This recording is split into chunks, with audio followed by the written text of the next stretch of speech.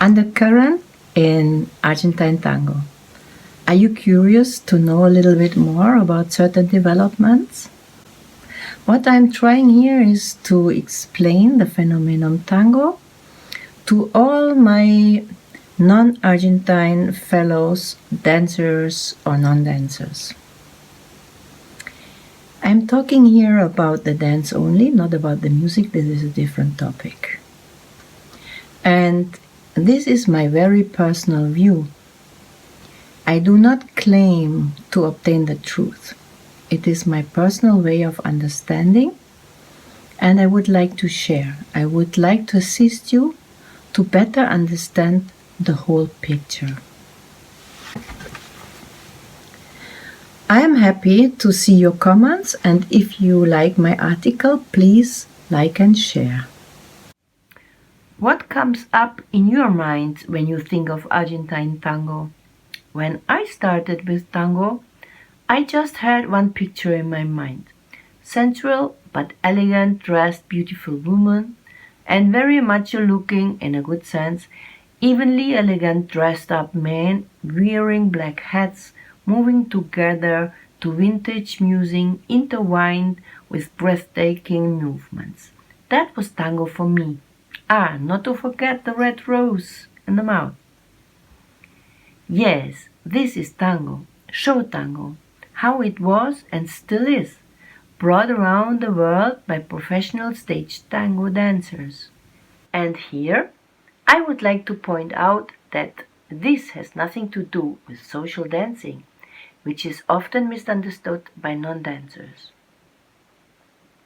And the best way to explain and understand tango, I think, is to see the development step by step. Okay, to make it easy to describe tango, I will try to explain it with boxes. Easy to understand, and for me, I'm German, I love to create boxes, forgive me for that. But my boxes are not static. They are virtual, dynamic, and they can interact between each other.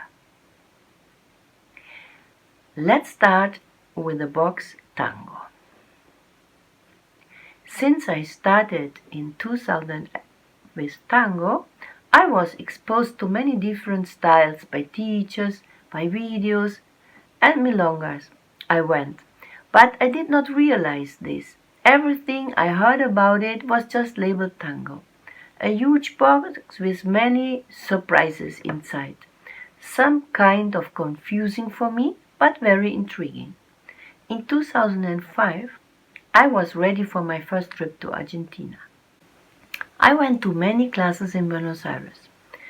A whole bunch of different classes were offered, and I did not even understand the differences though.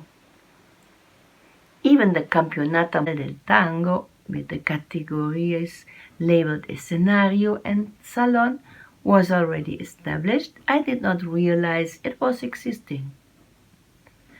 The Tango Nuevo movement was developing rapidly, and it was huge. I as well did not really notice a difference to the traditional at that time. There was the box stage tango for the professional dancers who dance on stage in dinner shows and theater shows. And for the social part, I created the box old dancers and the box young dancers.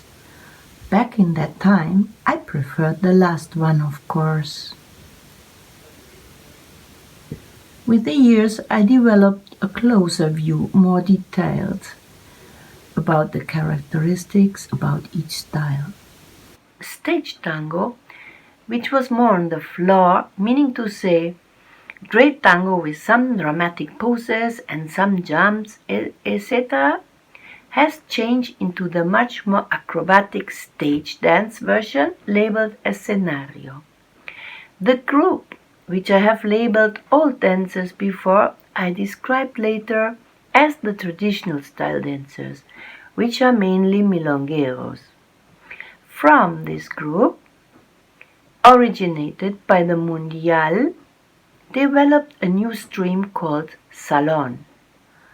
On the floor tango, where all jumps and lift and drum poses from stage tango were eliminated.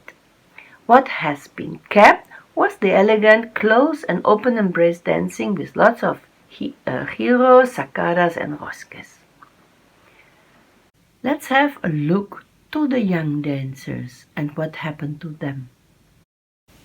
When Salon was still small, there was a huge development around the world called Tango Nuevo. Argentine's young dancers wanted to let go from the traditional tango as a global phenomenon of revolution against tradition like everywhere else in the world. No códigos, no dress code, no cabeceo, etc., etc. And this was easily absorbed everywhere in the Western world. Tango Nuevo was really popular, especially between young people. Brilliant traditional dancers transformed into nuevo dancers and changed the whole world. From this young people group, we had the social nuevo and many grandmasters who toured on Pro League with fantastic Tango Nuevo performances, very artistic and creative in its expression. We clearly can see two different interpretations of tango developing, the traditional and the nuevo. What happened then? With the birth of the Mundial, the Argentine government made a very clever move to develop tango and attract foreigners to Buenos Aires. They opened their culture, tango is a world culture heritage, to other nations to compete. Here they just scratched the nerve of all foreign tango dancers' ego, to be able to create a career out of their dancing, same like the Argentinian masters do. On one hand, the tourist business in Buenos Aires started booming. On the other hand, many ambitious foreign dancers trained their butt off to compete and become local masters in their own countries. This new option given to the dancers in the world just widely opened the interest for Salon, a category. Every social dancer can be good enough to compete with some special training. Suddenly, the interest for Nuevo decreases because Nuevo was not a category in the official Mundial. The whole development changed in favor for the Salon and was even fueled by some popular Salon masters traveling the world preaching foreigners the only real tango is Salon.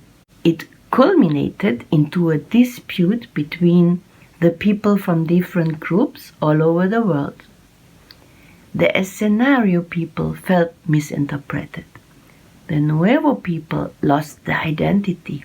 Suddenly, there were no Nuevo dancers anymore. They now called themselves just tango dancers. This was very tragic as many incredible artists suddenly not only lost their artistical concept, they got hit financially. The milongueros would think anyway that the real tango is with them. The whole discussion somehow did not much affect them at all. The officials tried to solve the problem by changing the label, smile. What was long before is now pista. Today I may interpret the scene starting with the Pro League of two different streams. The escenario dancers, who have adopted much of the nuevo elements, and the pista dancers, former saloneros. On the social side, we have the big group of milongueros and saloneros. The Tango Nuevo group were somehow urged to get back to the close embrace and traditional music. Fortunately, they found new inspiration and developed their very own musical interpretation. They brought the dynamics from nuevo paired with strong rhythmical elements into the close embrace dancing. No etiquette attitude, they meld very well with the rest of the young people in the world and are once again on the increasing development worldwide. Everything is real tango. Any stream, any group has their justification. It is culture, it is history. Everything is changing, nothing is forever. But we need to remember and to defend all interpretations. Nobody, no group has the right to claim tango for themselves. Are you curious to know more? Please subscribe to my channel and follow my next video, which is about stress-free tango learning, and I will give you 5 important tips for success. See you soon.